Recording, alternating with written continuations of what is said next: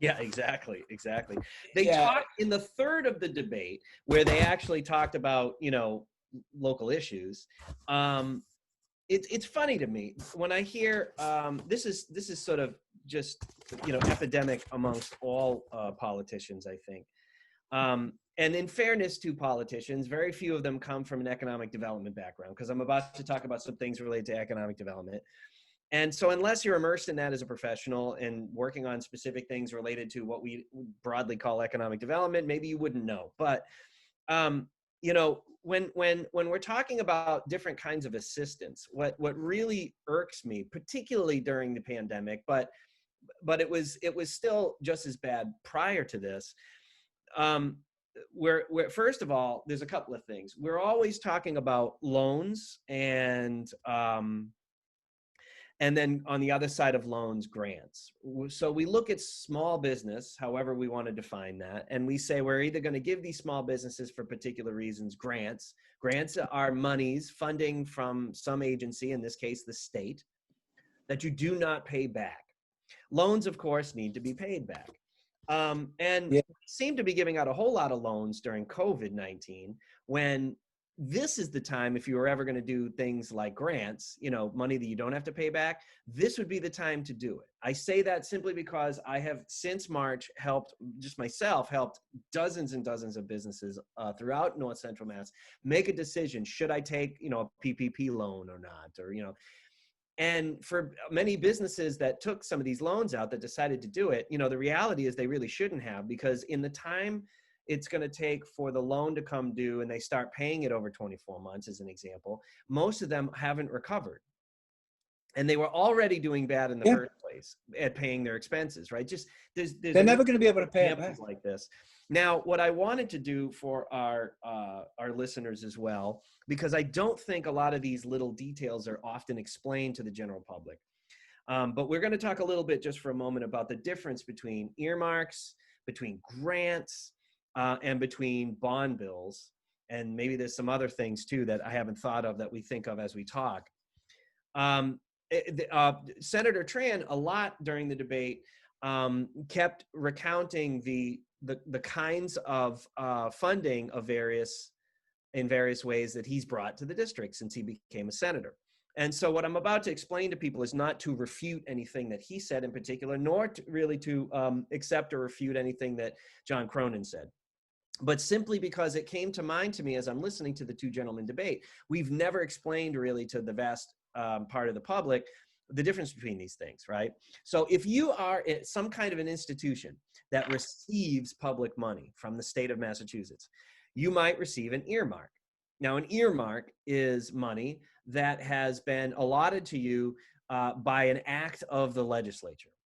State reps often will have the part of their job is to request and hopefully get an allocation of an earmark for particular institutions in their district that do something, whether it's economic development or they're in social health and human services, or something like that.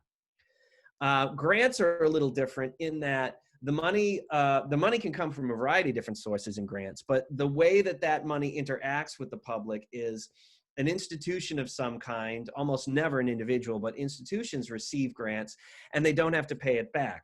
Now, earmarks don't have to be paid back either. The difference is that grants usually come to you, but not through an act of the legislature per se, right? It's not a direct act of the legislature and then you sign a contract with the state in order to get a grant. The grant can come from any number of different types of agencies that have been set up essentially as a go-between, a pass between the money that's coming from the Beacon Hill and coming to you.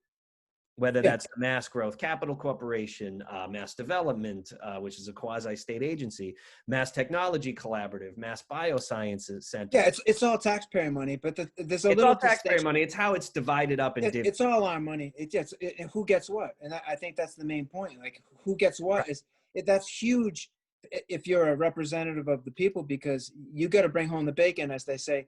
One of the difference between earmarks and grants is earmarks are already when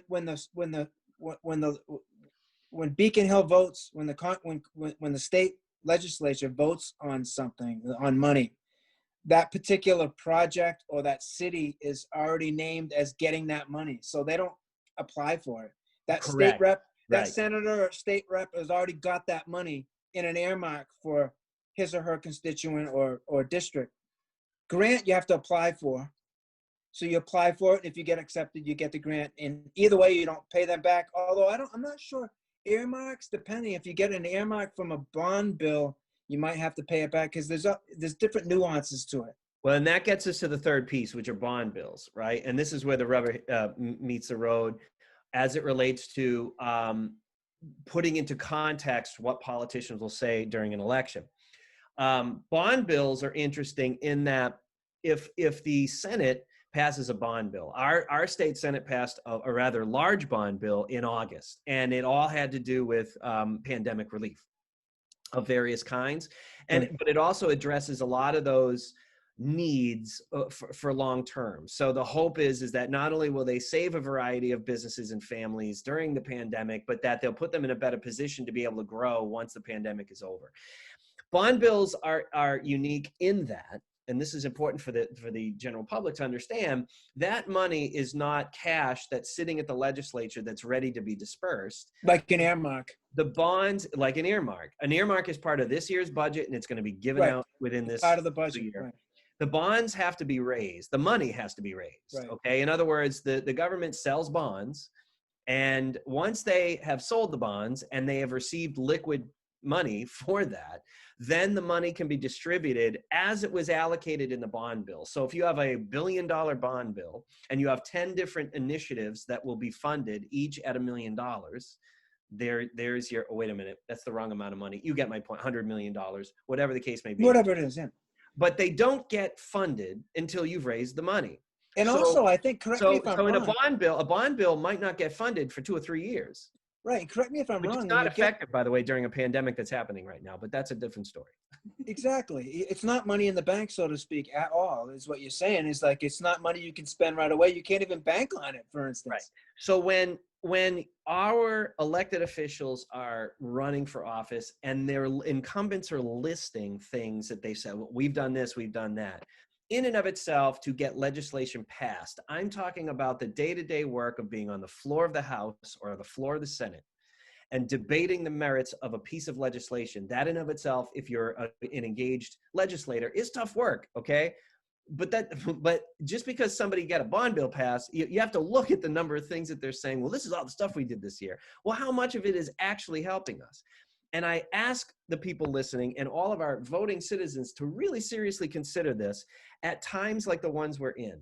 Emergencies teach us they teach us not only about the nature, but the acumen of the people who are representing us, because you don't have any more time to bullshit. You don't have any more time to hide behind others.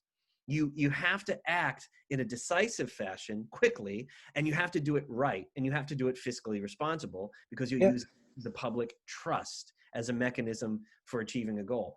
And it's one of those things. In the first place, we don't teach people these subtle but very important differences. Yeah, and the representatives are, I use representatives kind of like a generic term. Representatives being senator or state rep. They'll just say, for the most part, correct me if I'm wrong, they'll say, well, I brought this much in. I brought that much in. I got 20 million for this. They don't say in what form it is, what you just characterize as. Was it a bill? Was it a bond? Was it an earmark? Was it a grant that you don't have to pay back? And a lot of those bills, those bond bills, the municipality will have to pay that back, whether it's revenue generating bonds, or if they're not revenue generating bonds, we have to figure out how to pay that back.